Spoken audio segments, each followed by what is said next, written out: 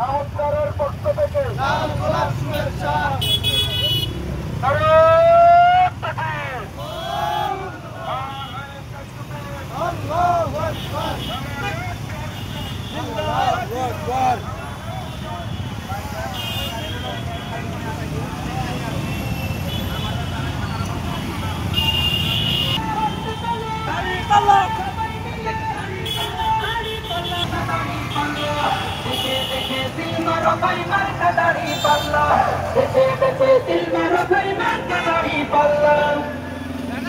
কণ্ঠে আবার লাগাও জোর নতুন করে আনতে ভোট, কণ্ঠে আবার লাগাও জোর নতুন করে আনতে ভোট। শহর গ্রামে উঠেছিলেন পরে সবই আমাকে বুঝছেন।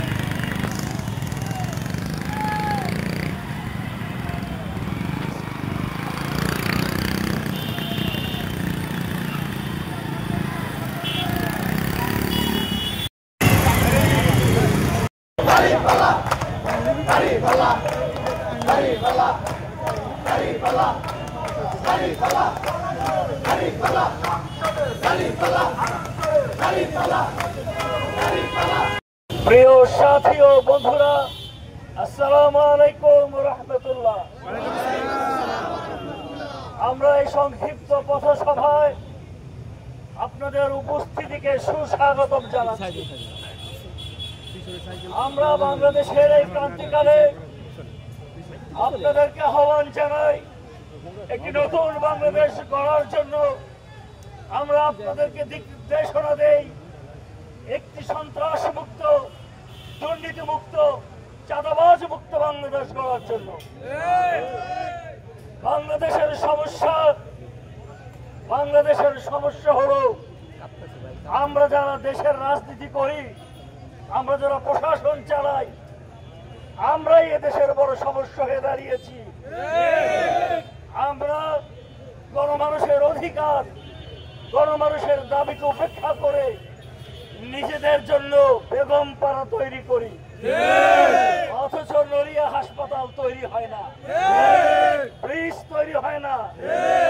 আপনারা জানেন গত মাসে আমি বাংলাদেশের প্ল্যানিং কমিশনের যিনি প্রধান ডক্টর মোস্তাফিজুর রহমান সাহেবকে নিয়ে আমাদের নড়িয়া ব্রিজ পরিদর্শনের ব্যবস্থা করেছিলাম।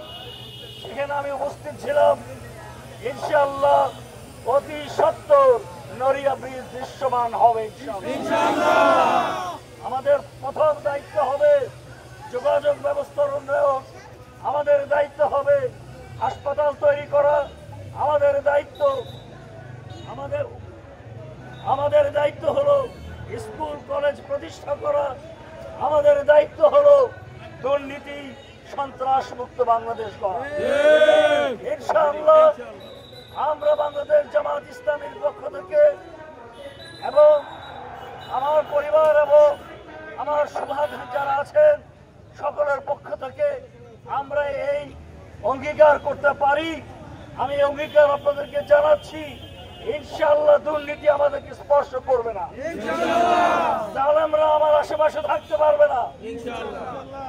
আমরা জনমানুষের অধিকার, তাদের মর্যাদা ও সমুন্নত রাখবো। আমি ধনেশ্বরবাসী, নড়িয়াবাসীকে আহ্বান জানাই আমাদেরকে জয়যুক্ত করার মাধ্যমে বাংলাদেশের জন্য এক নতুন ভবিষ্যৎ, একটি পরিচ্ছন্ন ভবিষ্যৎ করার ব্যবস্থা করে দিই।